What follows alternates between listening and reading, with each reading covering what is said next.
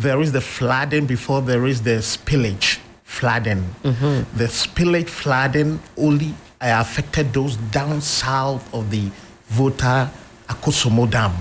Yeah, but as a matter of truth, the water comes from the northern part of Ghana, and most of the towns along the river there were affected seriously. So I was there since Saturday, and specifically at the Pru East, Pru district. What is the name? The district, the region, Bunu East. Bunu East, okay. Yes, the Bunu East region, and there are a lot of towns that have been affected. But what took you to that part of town in the first place? Is a friend also who is also a cancer psychologist. Okay. Yeah, who is with the Ghana Education Service there. Okay. And he said, my brother, my people are also suffering. I could not stand it. Would you gather some friends from the south to come so that we can give them some psychological help? And I said, wow, I think for now, I'll sacrifice myself, because I've been on holiday for some time. Sure. That's why I decided to go since Saturday. Sometimes you are giving people help, and sometimes you have to excuse yourself to break down, because their entire life saving is gone. And there are about 15 communities within the Pru East that are gone. And if I'm to mention some of, I think we have some like Fantekwa. We have Fantekwa. We have Fantekwa. Okay. Fantekwa. We have Accra New Town, Jotakope. The names I'm not conversant to them. That's all right. But we have close to 15 communities that are gone. See, and even their market. I was in Yeji, and if you see the market, Yeji market part is also flooded. So this is happening in the north as well. As much as we are also helping the downside of the Akosombo Dam, we should also know that there are people top there that the flooding is really affecting. I think I was in Makango, a place called Makango, crossing the river with the pontoon to the other part in the northern part. What one is the pontoon, like a canoe? Yeah, the pontoon is a big. It's not. It's big. It's like it's not really in the shape of a canoe, is it? Quite flat.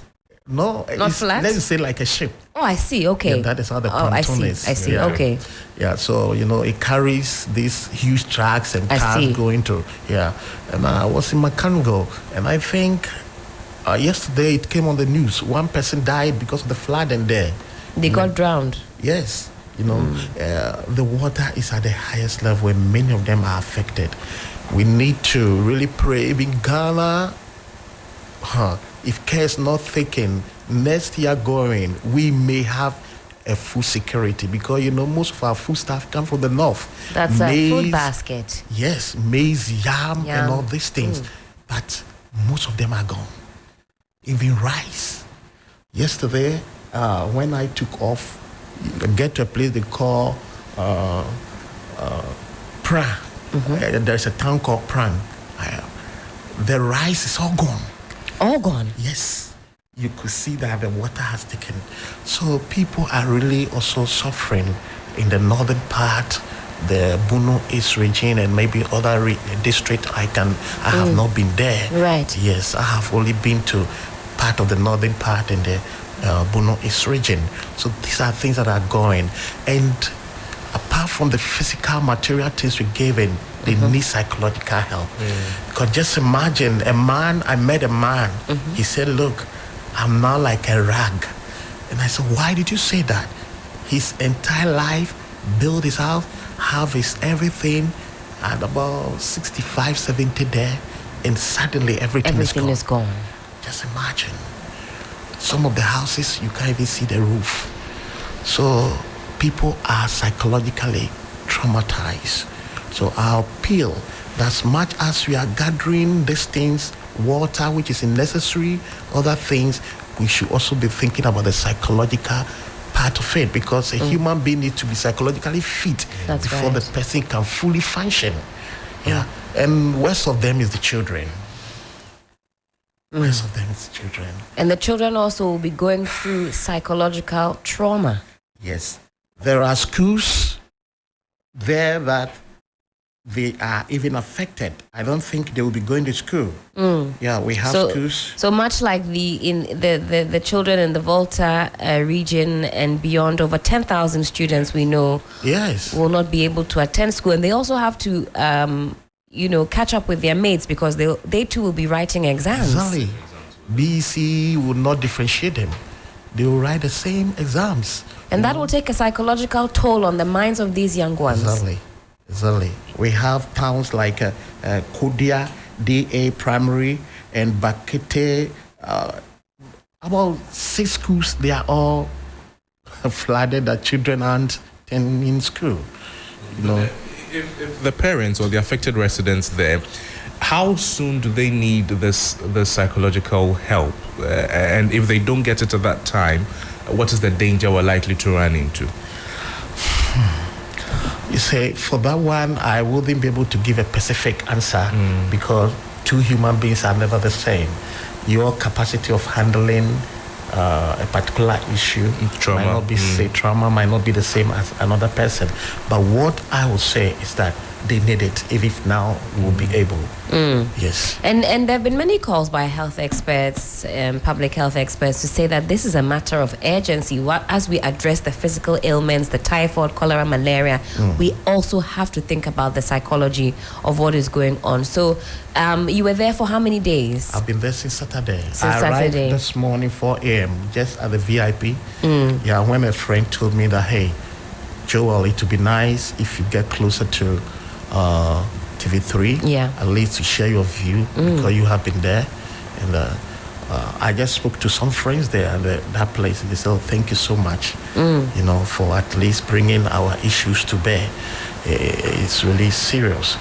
Because what is the consequence of talking to a psychologist or a counselor? It eases the burden, or at least some of the burden, so that you know that you're not alone. Yes. And that will have an impact on them moving forward, at least. It's not a one-time thing, though. They have to keep on going through this, at least therapy, to get back to normal. But what about when you were there? What was the...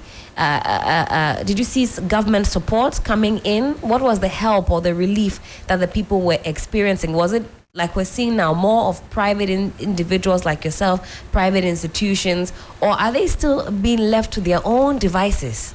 Well, as a matter of truth, I haven't met any government organization or officials helping. What I have seen is what I'm saying. I don't know if they have been there before. You went there. Okay. Nobody also told me that.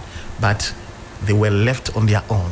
So as you were there, the number of days you were there, you were not...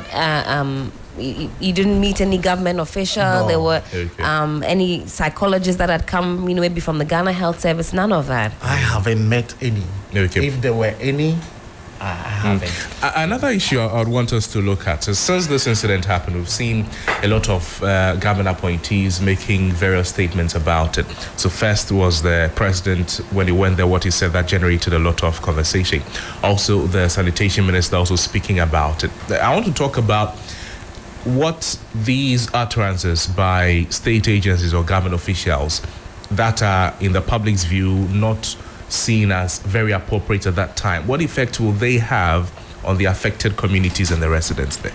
Yeah, I would say that someone might make a statement that someone might make a statement that the person might not intended to harm, but because the person is ignorant about the effect of the statement he or she is going to make, it can have a dire consequence on the victim. Okay. Yeah, so I would plead that we need to be very circumspect in our utterances because the people are already traumatized.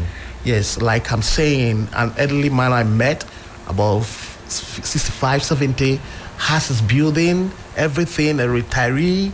He's enjoying his life. One day, what is left on him is the dress that he is in. Such a person. And if you go and... You don't really make very good utterance to encourage him psychologically. You are rather killing the person. Yeah. So we need to be very particular with kind of words our officials made out there. Is that something that you experienced when you were there, that people were reacting to the commentary that was happening around them? Or are they in a state that they're not really paying attention to all of that? Or is it having an effect on their psyche, hearing comments, from officialdom and other persons who don't really understand their plight? Exactly. Some I wouldn't like to re-emphasize some of the statements be making, because I'm here for solution. Of course. Yeah, some were actually mentioning, okay, and some felt, are we part of Ghana? Okay. Yeah. That were the sentiments, the honest sentiments. I'm telling you, some, are we part of Ghana? I met some market women who also lost their items, and they were asking, so upon all of the tax that when we come to market, they take from us to the government, and all, what are they doing for us? They felt they've been left alone. Okay. And these things have dire consequences on their psyche. Yeah. Let's talk about, so since this incident also happened, we've seen as part of the various interventions this morning, there's a report from Mrs. Judith Brown, my colleague here, and what was in the report was other people in the communities who have not been adversely affected, intending to cash in on these vulnerable people. Yeah. So, for instance, a woman whose house was submerged, everything of hers was submerged, had to look for another place to take her children to. And then there's somebody in the community who is on dry land, but is taking rent advance of 2 years. So what goes into the thinking of these, people who may want to, if you like, take advantage of the predicament of the others? Yeah, this is human society, and every human society, like I've been saying, two people are never the same. That's right. You might have a good intention. Someone too might see it an opportunity for creating to make money. Exactly. So yes, there are people that are there, but it's all upon what help are we giving to the victims so that somebody might not take advantage of them. The coordination has to also be done properly, and that's something we've been asking of government officials. But let me also welcome in studio, I've got another special guest joining us, Mr. Kennedy Toji, Secretary of the Tong Association. There's a group, you call yourselves the Tent. The Tent, okay. Yeah. Good to see you and good to have you. And you've come today to also donate to our friends, moms, dads, brothers and sisters in the affected communities. It's been a very stressful 2 weeks so far as you've been observing what is going on. What are your thoughts? Actually, I was there yesterday myself. Okay. And then looking at things. What area were you at yesterday? Oh, I went to Mapa. Yes, I went to exactly at Bota, where you cross to the other end, going to Masito, that sort of thing. Sorry, I think Masito, St. Kizito, the top there. So I went there to observe things for myself. So I got to Accra around 8 p.m. Okay. What is the situation looking like? It's been now about 2 weeks plus since the spillage is, and we know Mepe was very heavily hit. A lot of homes submerged. You see the water level at the rooftop. Is the water beginning to recede? What is the situation looking like? Okay. As I went yesterday, I realized that the water began to recede. So I think it's a good sign. If you control like that, I think that there might be some kind of a respite. Because the VRA says that we won't see increased spillages. I don't know whether that means no spillages or we just will not see it in an increased form. So we're very much monitoring the space. But Mr. Toji, in terms of the waters, they're still looking contaminated, I'm sure. Oh, they are. What about the stench? Is it still quite strong? It's quite strong. When I went there, the entire water looked black. Black. As of yesterday. And I could hear the stench, the smell all over. Were people still walking in the water trying to no. When I went there yesterday, I saw the military were around. Okay. And they were controlling everything. Even their boat is there. So if you want to cross to the other side there, you need to use their boat and everything. And then they don't even allow you to sit on a boat. You need to sit inside. Okay. So I think that they are doing a yeoman's job. That's kudos to them for taking control. And also, we're happy that they're still there and they haven't been asked to move. No, they are still there. They are still there. And that is good news. And I observed yesterday, I could see that they are professionals. Yes, so I think we need to commend them. Absolutely, and we give them commendation. When it happens, you see reptiles, snakes, and other things. In fact, snake bites. We run a story. Snake bites are now running rife in the area, along with the other public health issues that were being warned of, a spread of diseases, for example, cholera, typhoid, and the rest. So, Mr. Toja, I hope you were keeping safe as you were there, because we're warned about, not going and bringing any contaminations back, so we can contain the issues. When we talk about the physical ailments, what about the psychology of the people in the area? These are your people, these are your brothers and sisters. What is the feeling and the sentiments? Actually, the feeling there is something that what they want runner is that the water should recede so that everybody go back to their homes. They just want to go home. They just want to go home. And then when people talk about relocation, they don't ascribe to that. They want to go home. They want to go home. They want to go home. But are they aware they wouldn't have their livelihoods back? Most of them wouldn't. Oh, they are aware. They are very aware that their livelihood, their livestock, their farms, everything is washed away. But they are ready to start afresh. I mean, I can't even put myself in a person like that's shoes. I don't have much myself, but to think that everything that you've acquired and accumulated, because talk about certificates, talk about photographs, talk about letters, talk about funeral brochures, talk about your Ghana card.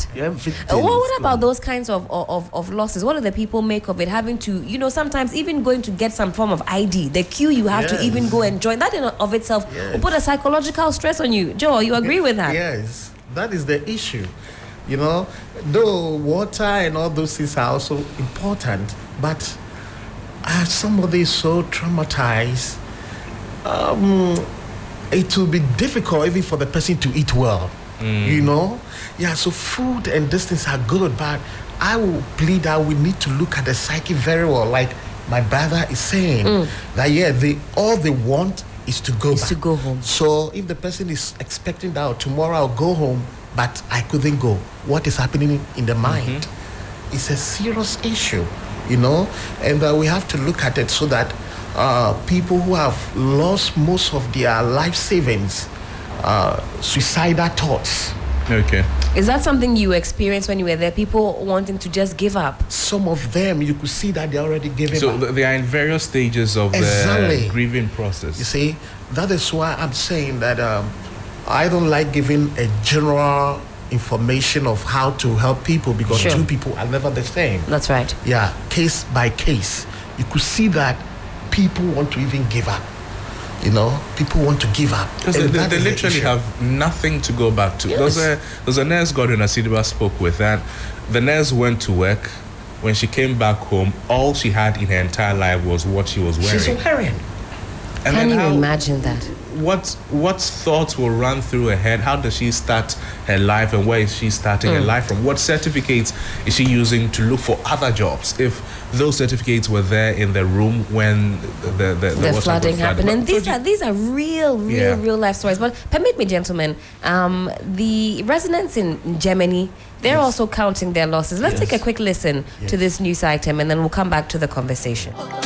On no occasion did any member of the Germany community envisage such an extent of havoc. Homes submerged,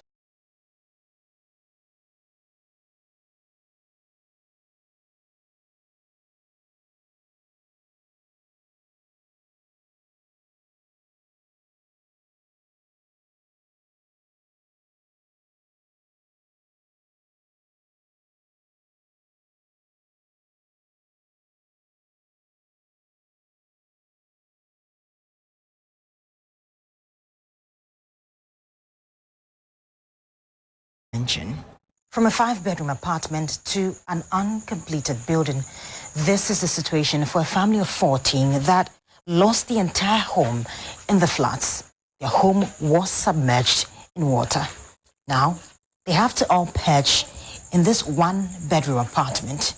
And as you can see right here, it's untarred. It has no proper means of ventilation. There are some unwanted wood shavings right here as well. Clearly, the room is an entire mess. And what's more, these people have been asked to pay 2,000 cedis for a 2-year advance of rent.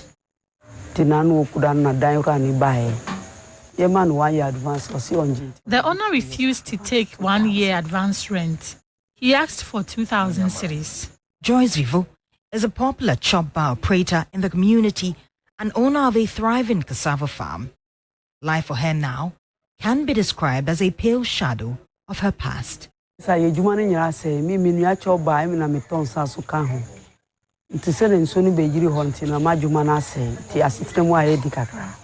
business is destroyed and life is hard. She now has to sacrifice quality sleep just to make sure her family can have at least the closest example of the life they once had. And from the look of things, this is not going as planned. Some sleep on the veranda. The house has no window or tiles. Just close by, we find another displaced family, Etanamnyotepe, and 6 of her children are currently sleeping in a 1-bedroom apartment with no electricity or potable water.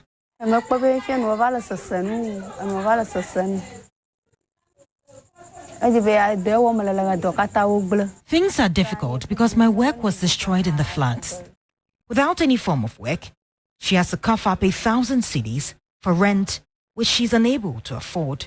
The stories are sorrowful for many, and if urgent help is not sent, residents of the Germany community will continue to suffer the harrowing effects of the floods.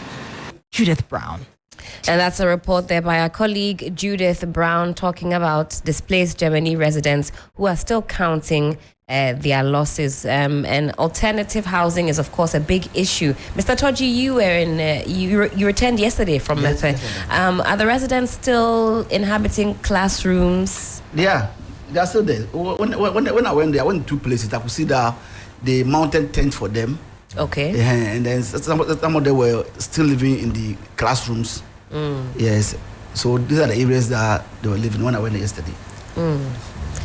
Still a lot more needs to be done. A lot more needs to be done. And that's why we're calling on all of you to get involved. This situation is not yet solved by any stretch of the imagination. We're not even really on maybe we've taken a few steps. We're not close to the finish line at all because we're told that these waters could remain crossed before an extra 4 weeks, 4 to 6 weeks. Yeah. That is if they stop spilling. Because there's a possibility that we might see some spilling. And it's still raining in the north. 3 days ago, it rained. I was in a place called Yeji. Right. It rained there.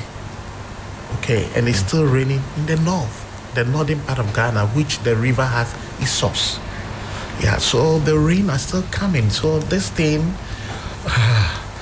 we need to, well, I don't know, but I think some people are advocating that the nation to declare state of emergency. Yes. And, well, people are trying to play politics about it.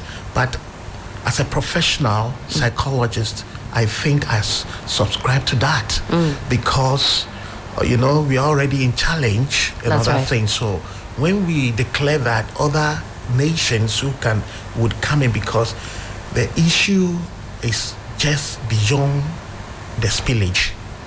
More is at the top there. And there's more to come. Exactly. I think Germany you're talking of. That's right. It's not about the spillage.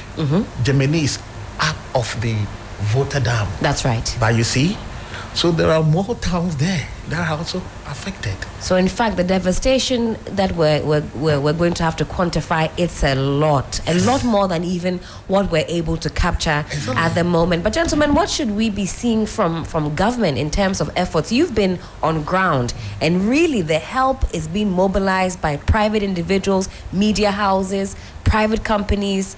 What should we be seeing as a matter of urgency from government? We've seen the interministerial committee being set up.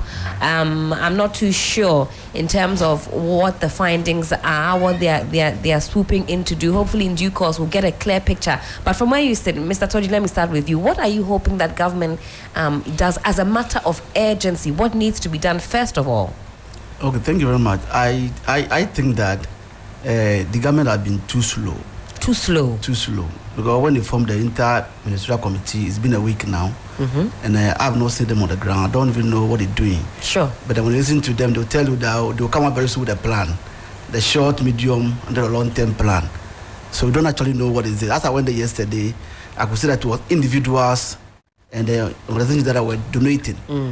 As I was about to leave there yesterday, I saw Mr. Ibrahim Mahama. That's right. Business Planet. They also came there with their relief items and all sort of things. But I don't know exactly what the government is doing. So I tell the government needs to be proactive. Sure. So that they'll tell us what exactly they want to do for us, and then we know the way forward. But as it is now, I don't know. We are in a mess. Okay. Joel, what do you also think in terms of, from where you sit as a professional? We're seeing health professionals being deployed to deal with the typhoid and the cholera. But as a matter of urgency, you say that some psychologists need to be deployed into these communities to assess the mental well-being of these communities. Yes, because if somebody is not psychologically fit, if as a doctor, a medical doctor or a nurse, you have to take information from the person before you can administer treatment. If the person is not psychologically fit, how will the person give you the rightful information? Sure.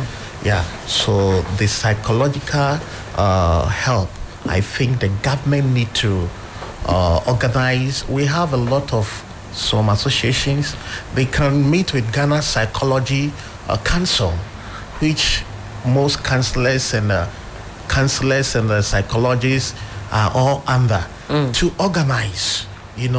When you go to our schools, the secondary schools and other things, we have counselors there, at least a week for them to be deployed to those areas.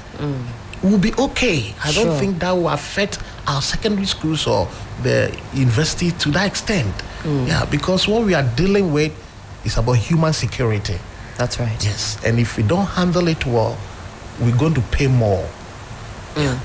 So I hope, Joel, you stick with us, and hopefully we can get some engagement also on TV so we can make that passionate appeal and see if we can get some psychologists on the ground as a matter of urgency, because this is precious Ghanaian lives that we're talking about, and we want to move forward in a way that we can restore these people's confidence, get their livelihoods back. It could be any of us.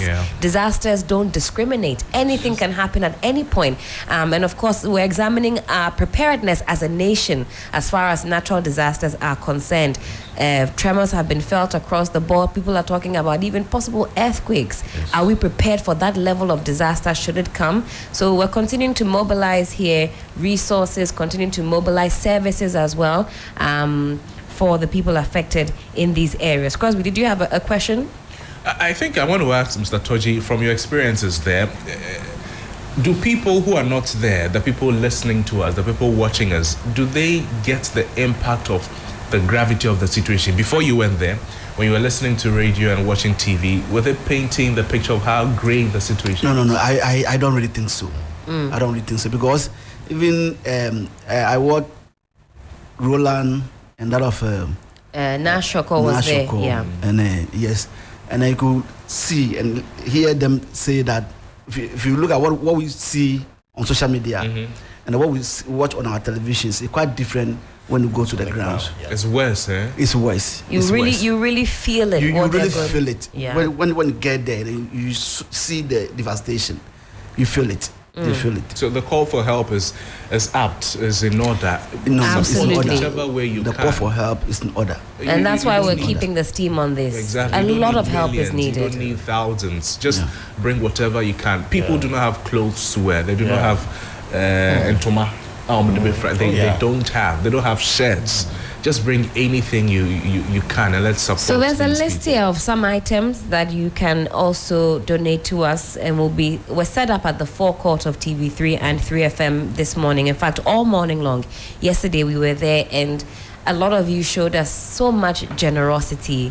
We were overwhelmed, and we want to replicate that today. So if you can donate things like bread, infant cereal, Fanti Kenke, even ga kenke, palm oil. I think the Fanti Kenke, we can preserve it a bit longer, isn't it? Okay. Yes. So let's get more of that. Palm oil, cooking oil, rice, beans, wheat, corn dough, cassava dough, kukunte, canned fish, milo, milk, sugar, salt, yam, potatoes, cassava, water, even more water. Sanitary pads. You need nappies, especially for the ladies there. Nappies for the babies. You have nursing mothers, protective clothing, Wellington boots, flashlight, toothpaste, toothbrush. Think about everything that you use in your day-to-day life that makes you comfortable. We're asking you to please lend a helping hand. Nothing is too small. We're mobilizing all of these resources, and hopefully myself and Joel will be able to also put out that call on television for psychologists to mobilize and also go to the areas and speak to the affected communities. So, Mr. Toji, the tent, you'll be making a donation, or has that already happened?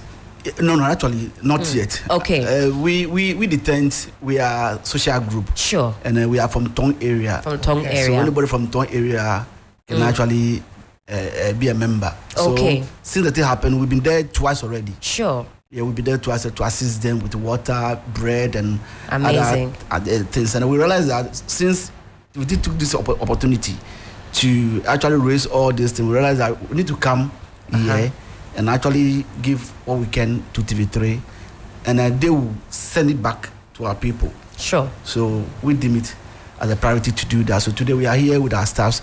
It's out there. So when it is time for us to do the presentation, we do that. Sure thing. And do stick with us all throughout, because it will not only be on TV, we'll be bringing that to you also on 3FM. So shortly you'll see me on the forecourt making that clarion call for all of us to rally behind our brothers and sisters. It's super important, and listening especially to Joel speaking about his experience up north, and you say sometimes you have to even excuse yourself just to break down and come back. Yes. So I would like to plead with people, when you have the opportunity or the privilege, I would call it a privilege. It's a privilege for me to be okay to go and help people who are victimized. So when you go there, this is not the time you are going to say, hey, what is it? When you do that, you are rather increasing their trauma. Yeah, so you should know that, one, people react to issues in different ways. So you should know how to say. Yes, and encourage them.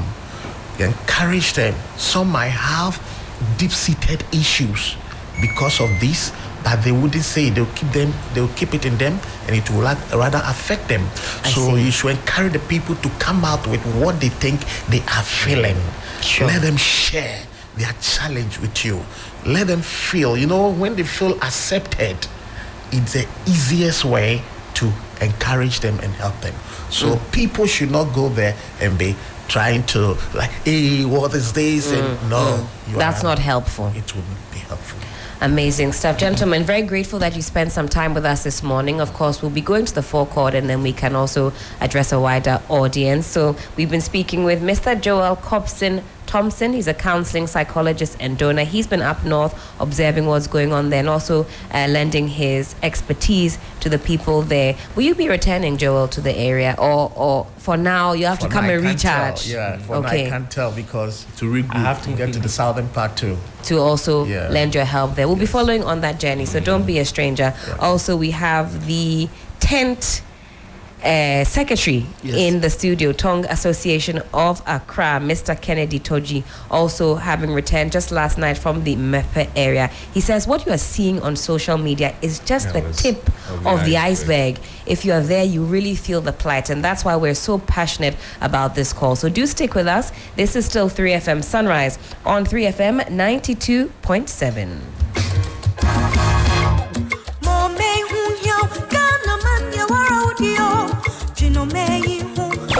Free FM Sunrise.